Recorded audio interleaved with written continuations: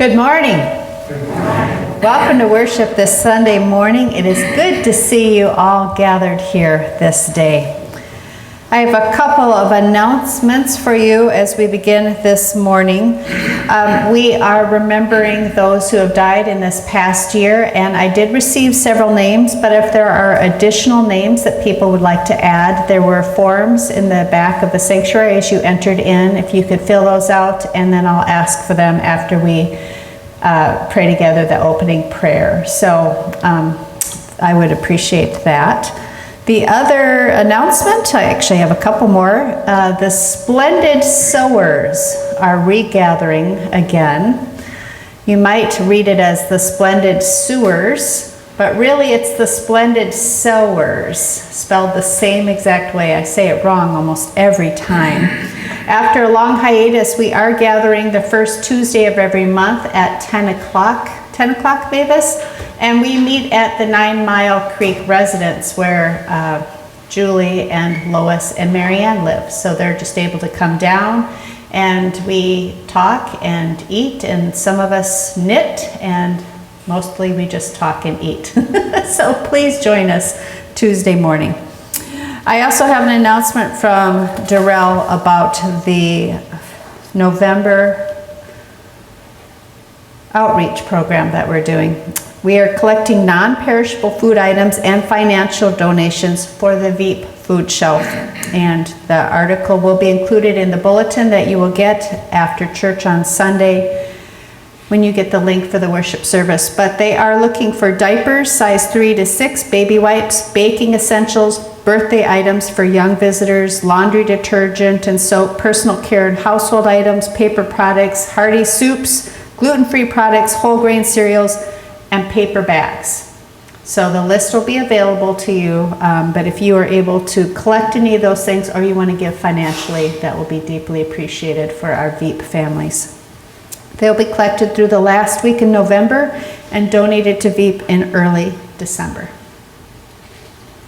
Not seeing any other announcements, I invite you to take a breath in and a breath out, to let go of what this morning may have already held for you as we prepare our hearts and minds for worship this day.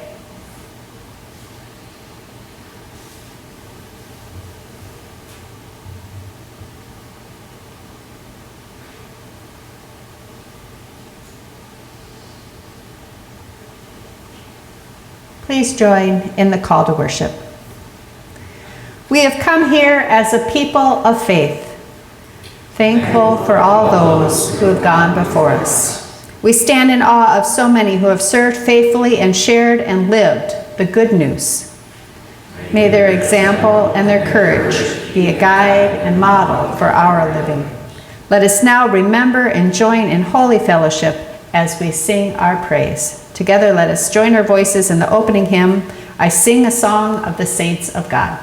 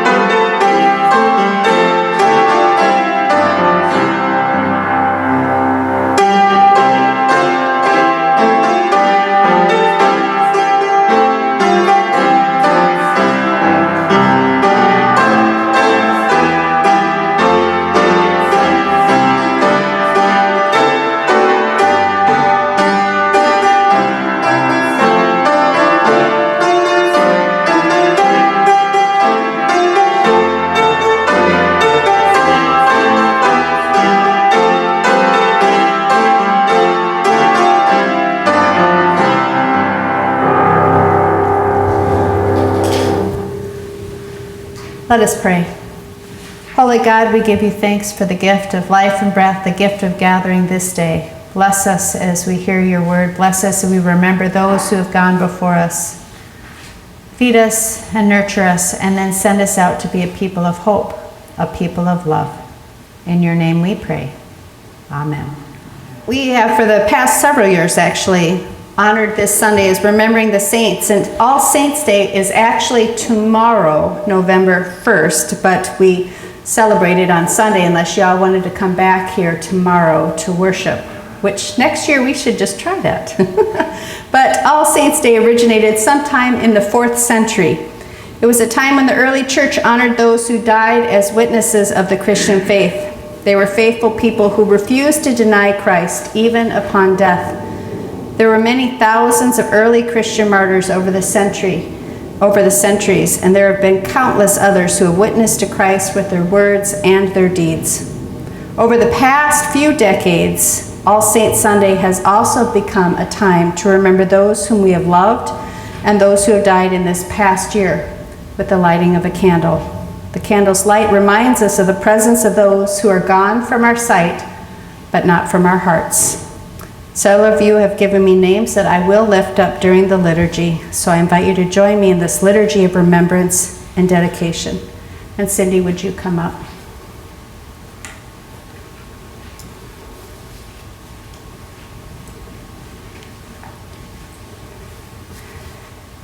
Please join in the liturgy. See us, O God. We gather together as family and friends this day to remember loved ones who have passed from our lives. We share the grief of those who have loved and been loved by the members of this community who have died this last year. We give thanks for their light in the world. Hear us, O God. We share memories that are long and affections that are deep. We gather as a people to support all of those who still remember the death of people important in their lives. And we share with them the sadness that these memories sometimes bring. We give thanks for the light of their love. Comfort us, O God. We especially remember this day. Donald Jensen, Joanne Olson, Laura Vandewa, Mary Higley, Tom Jansen,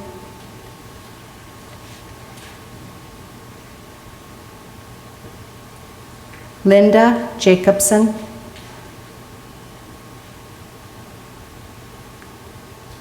Dick Graziano, David Morris,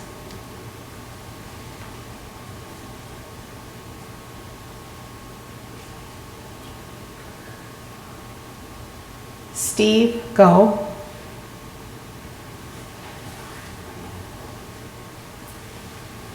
Mavis Schwartz,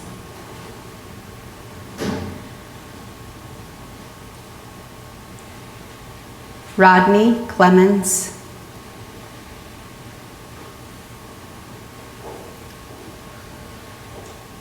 Will Sayer,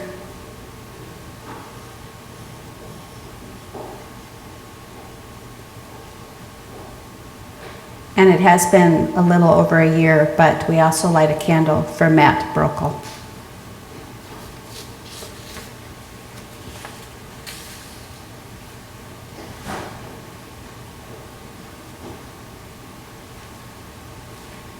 We stand together to mourn our losses. I invite you into a time of silence.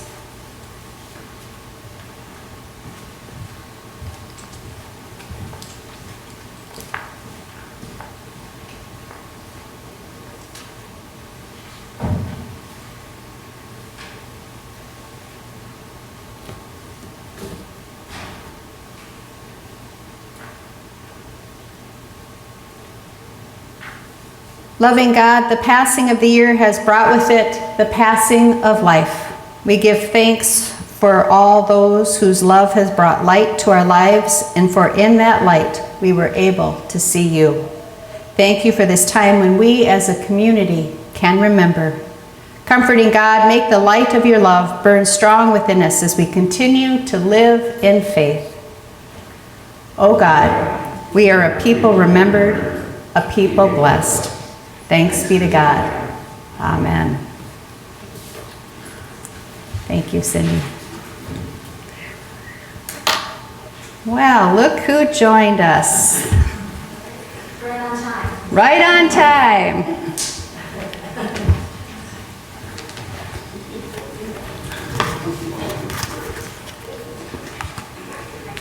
So I would like to invite all the young people to come up.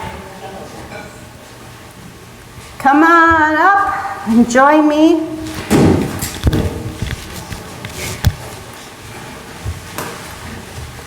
Whoa, who do we have here?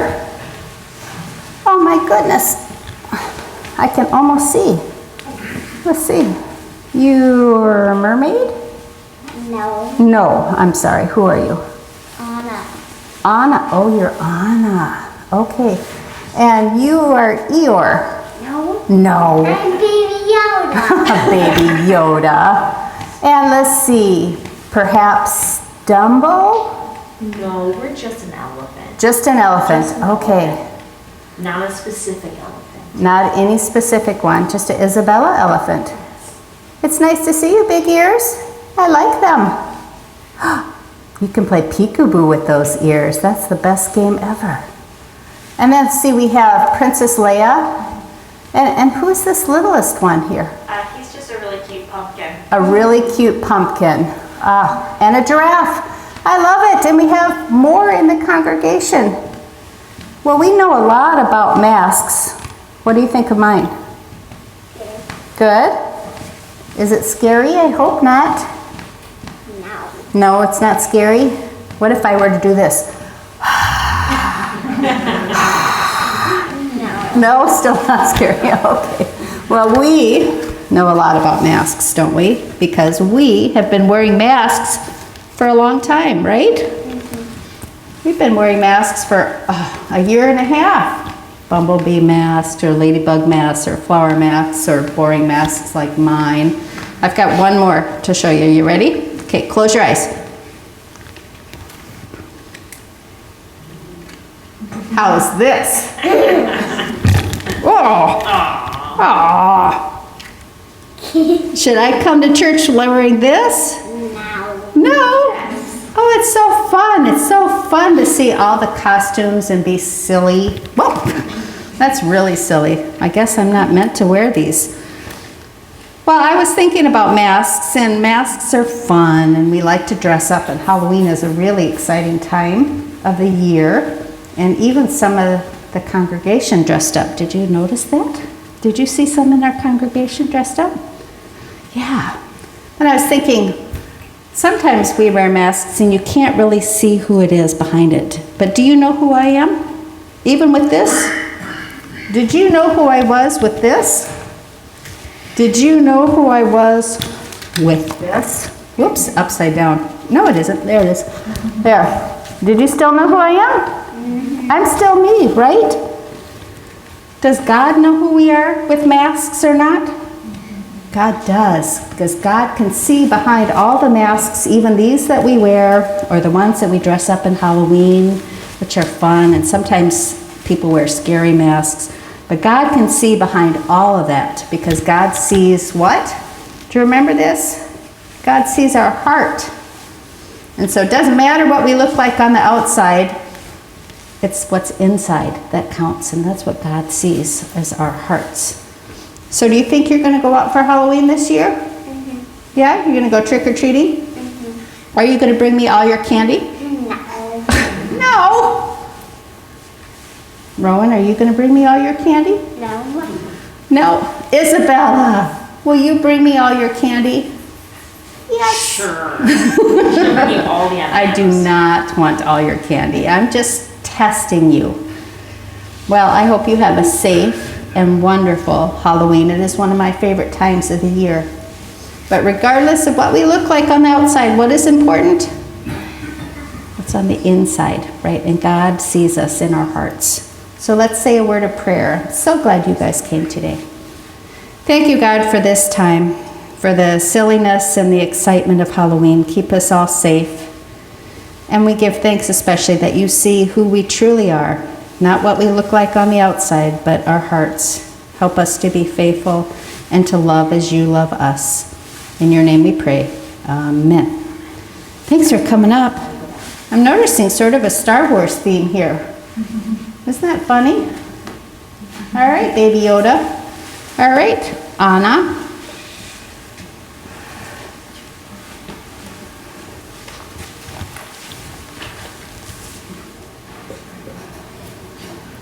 So the scripture reading for this day comes from Psalm 34, verses 1 through 8.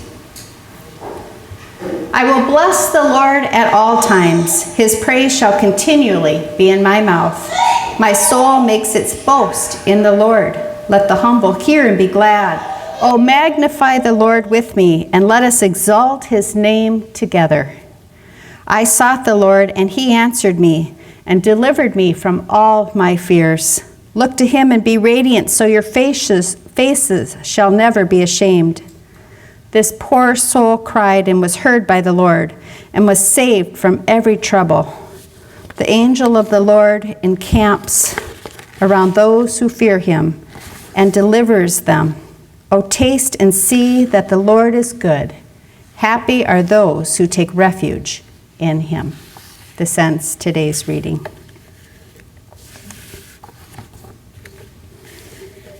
Well, happy Halloween. It's not that often that Halloween falls on a Sunday. And so I've had fun this week reading up on the history of Halloween over the centuries and wanted to share just a little bit of that with you. It is likely that the observance of Halloween has pagan origins. Many say it goes back centuries to the ancient Celtic festival of Samhain, which means summer end. Samhain was a time of transition in which farmers prepared for the cold winter months that were coming. Sounds a little familiar.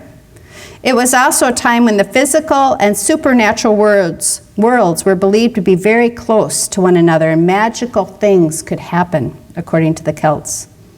The Celts lived mostly in the area of Ireland and the United Kingdom and northern France, and they also celebrated their new year on November 1st.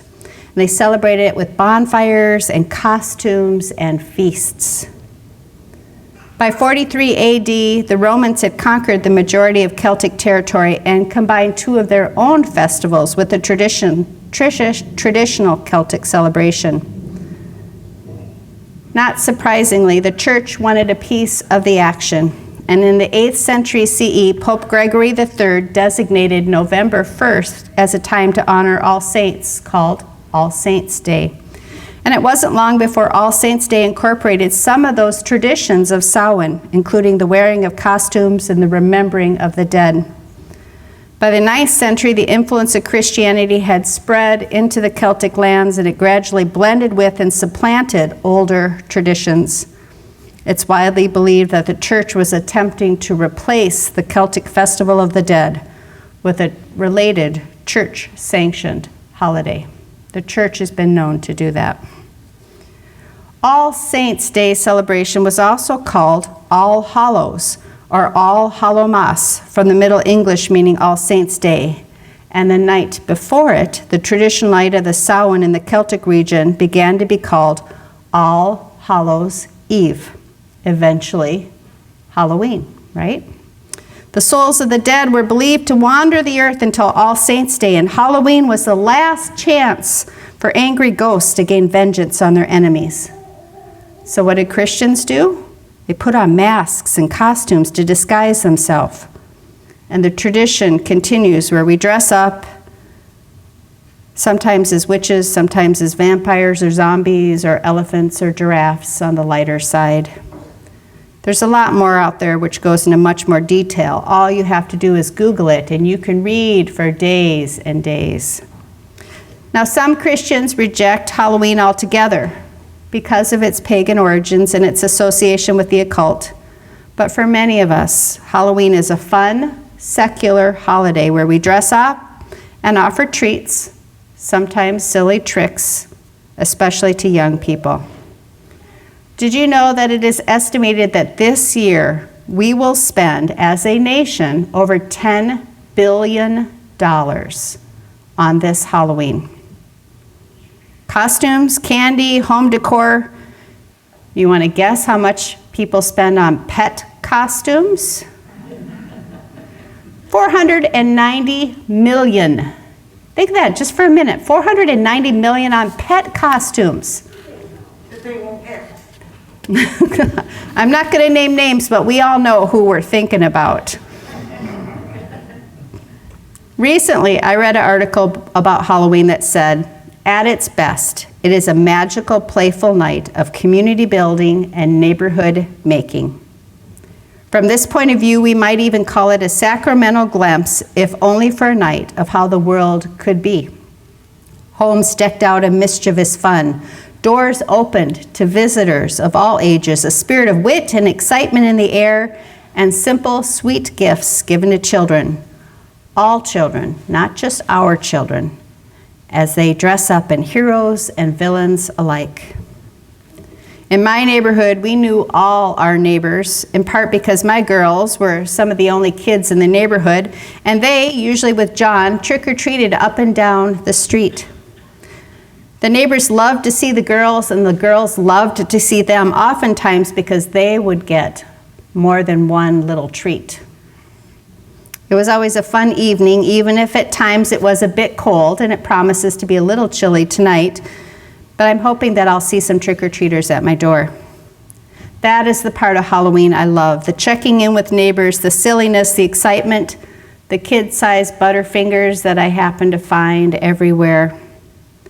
The part of Halloween I never liked was the scary side, especially the scary movies. How many of you are scary movie fans? One? One, kind of. No, kind of. Okay. In 1972, it earned a specific odd distinction. There were 189 horror movies released that year, in 1972. I don't even know how they make that many movies in 1 year. And that was before The Exorcist, which came out in 1973. I remember as a young teenager, I was babysitting, and it was late at night, and I watched The Fog. Anybody seen The Fog? It's a 1980 horror movie. It was a big mistake. I don't remember the whole storyline, but I could see the fog, and then I could see people coming out of the fog. And I still think of it when I see fog today. That took care of any desire of mine to watch scary movies, I think, for the rest of my life. Yet millions seem to love it. This must be true. Filmmakers keep creating and producing them. Every Halloween, there are new ones that come out. So why do so many people love horror films?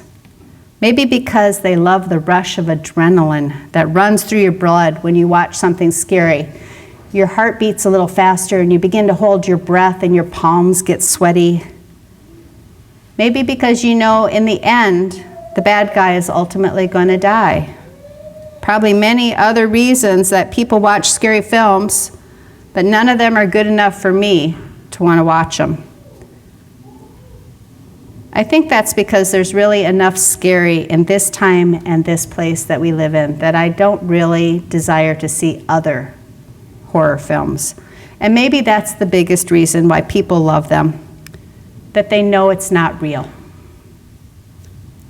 What is really scary, what we truly fear, is not found in the movies, but rather real life. We fear public speaking. We fear the call in the middle of the night.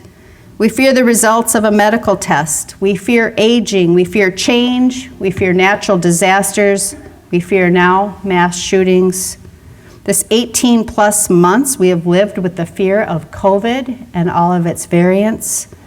We fear loneliness and rejection or abandonment. We fear the loss of friends and family. We fear cancer, We fear death. I could go on and on. So what do we do with a fear? A fear that is not created by Hollywood studios, but is rather very real. Psalm 34, read this morning, is a hymn of thanksgiving or a song of praise for deliverance from a time of trouble. It's ascribed to King David after an incident in which he feared for his life. David flees from the court of Saul, Israel's first king, to Gath, one of the 5 city kingdoms of the Philistine Confederation, where he feigns madness in the court of King Achish. And if you want to read the whole story, you can find it in 1 Samuel 21. David sings praises to God, for David called out to God, and God answered him and delivered him from his fears. Fear not is often found in the scriptures, perhaps especially in the Psalms. Psalm 56, in God I will trust, I will not be afraid. Psalm 118, the Lord is on my side, I will not fear. Psalm 91, which will sound very familiar to you. You who live in the shelter of the Most High, you who abide in the shadow of the Almighty, will say to the Lord, my refuge and my fortress, my God in whom I trust. For he will deliver you from the snare of the fowler and from deadly pestilence. He will cover you with his pinions, and under his wings you will find refuge. His faithfulness is a shield and a buckler. You need not fear the terror of the night, nor the arrow that flies by day, or the pestilence that stalks in darkness, or the destruction that wastes at noonday. Anyone know the song? Eagle's Wings, right? You've heard me often talk about Psalm 23, where the psalmist proclaims that even though, not if we walk through the valley of the shadow of death, but even though we walk through the valley of the shadow of death, we fear no evil, because God is with us. God tells Abraham not to fear. The angel tells Isaiah, fear not. Gabriel says to Mary, do not be afraid.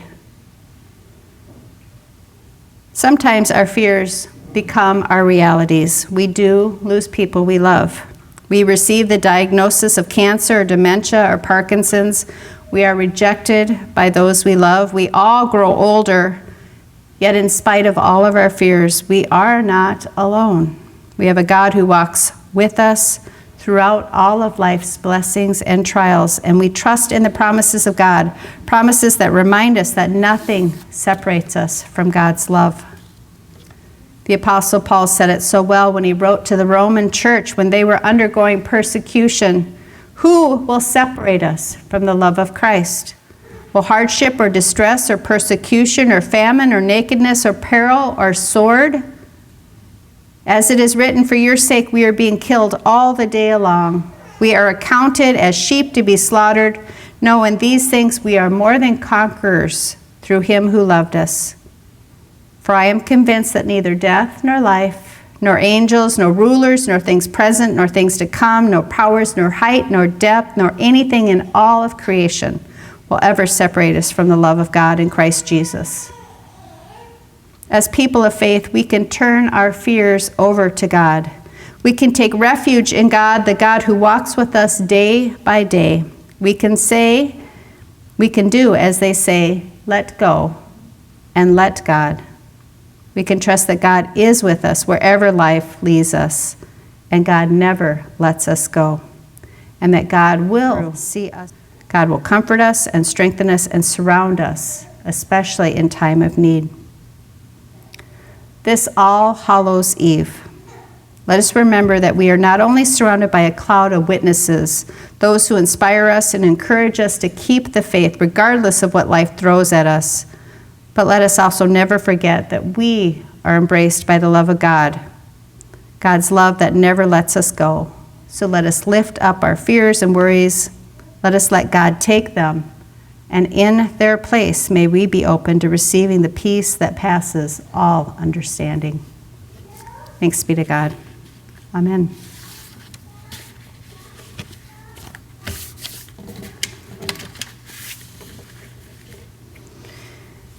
You are invited to give to the mission and ministry of this church, where you can send in checks or donate directly in the offering plates, or you can donate via PayPal, and we thank you for your generosity.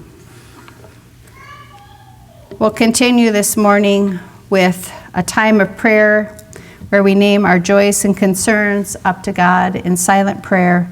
I do have one to share aloud with you. I hope you have all heard by now that Laura did die on Monday.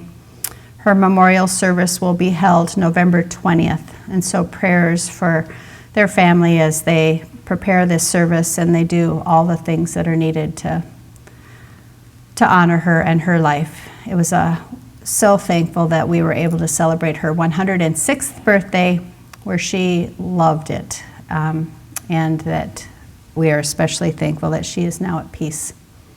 So prayers for her family. So I invite us into a time of silent prayer, and then I will join us together in the pastoral prayer. Let us pray.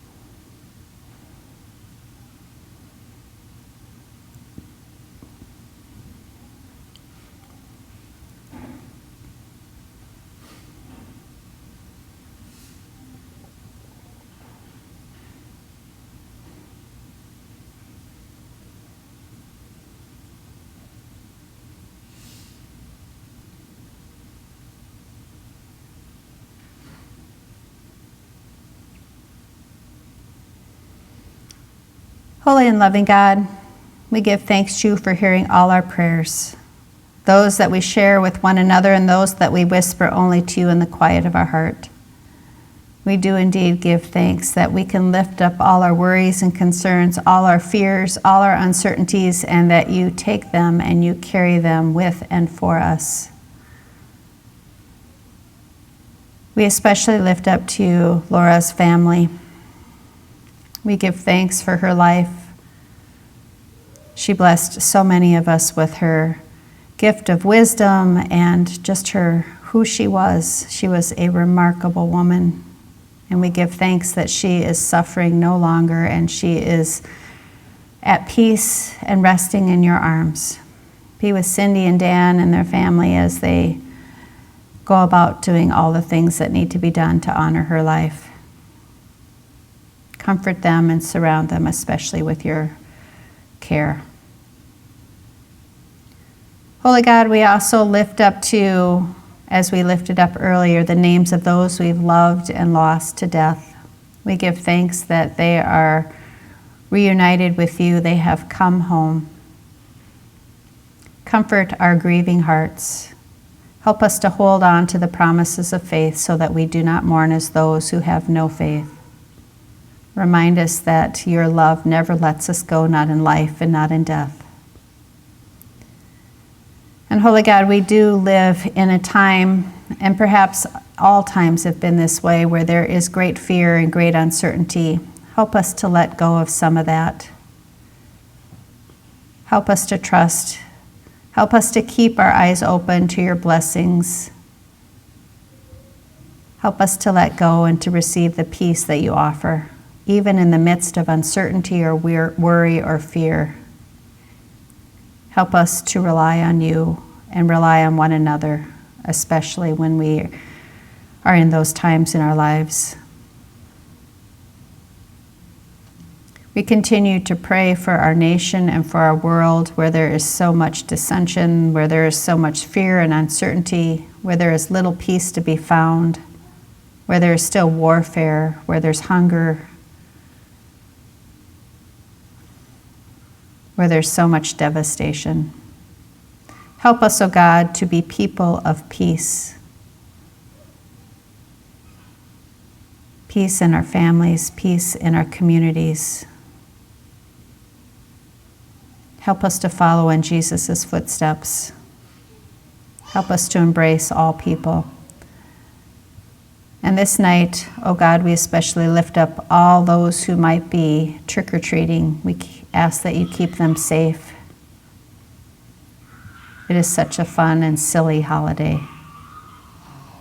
We give thanks for the opportunity to have joy and to resume some of what was lost last year. Hear all our prayers, spoken and unspoken. We lift them up to you. And hear us as we pray the prayer that Jesus taught all who would follow him. Our Father, who art in heaven, hallowed be thy name. Thy kingdom come, thy will be done, on earth as it is in heaven. Give us this day our daily bread, and forgive us our sins, as we forgive those who sin against us. And lead us not in temptation, but deliver us from evil. For thine is the kingdom, and the power, and the glory forever. Amen. So we have today a time of farewell for Reverend Shuji Marici. Our church family is constantly changing. People come and go, babies are born, children grow up, people commit themselves to one another. Loved ones and friends among us come to the end of their lives. Individuals move into our community and church life, and others leave us, moving away to new places, new experiences, new opportunities. It's important and right that we recognize these times of passage, of endings and beginnings, and today we share the time of farewell with Shuji, who is ending his time with us at St. Mark's. So Shuji had really hoped to be here in person, but this is his last Sunday here in Minnesota, and he is directing and preaching at St. John's UCC in Norwood, Young America, about 30 miles west of here. And he's concluding his ministry with them, blessing them and being blessed by them. He served as interim minister. Shuji joined the church, St. Mark's, in 2006. You might remember this. He was a member in care of this congregation while he pursued ordained ministry. He was ordained and installed in a four-way covenant at St. Mark's in May of 2010. He served most of his time as a chaplain at care centers and hospice care, which pulled him away from worship here most Sundays. And additionally, he also served St. John's UCC as interim pastor. You might remember praying for him and Ruth as they traveled to Korea to adopt their son, Micah, and we rejoiced when Micah joined them as a family. He and Micah often brought treats for worship, and I suspect that was Micah's favorite part of church. Shuji often preached when I was gone, and he visited some of our church members while they were in the hospital or in hospice care. He also gave of his time to this church by serving on the church council. He will be missed by many, but I trust that he will bless those with whom he works and ministers to in his new calling. So let us bless him as he begins the next chapter in his personal and professional journey. Let us pray. Oh God, we give thanks for remembered times when we together have shared the life of faith. We thank you for the moments we have shared with Shuji in worship, in learning, in service. Bless Shuji and his family as they begin a new chapter in their lives. Bless them and keep them always in your care. In your name we pray. Amen. I invite you to stand as able, and together let us join our voices in the closing hymn, What a Covenant.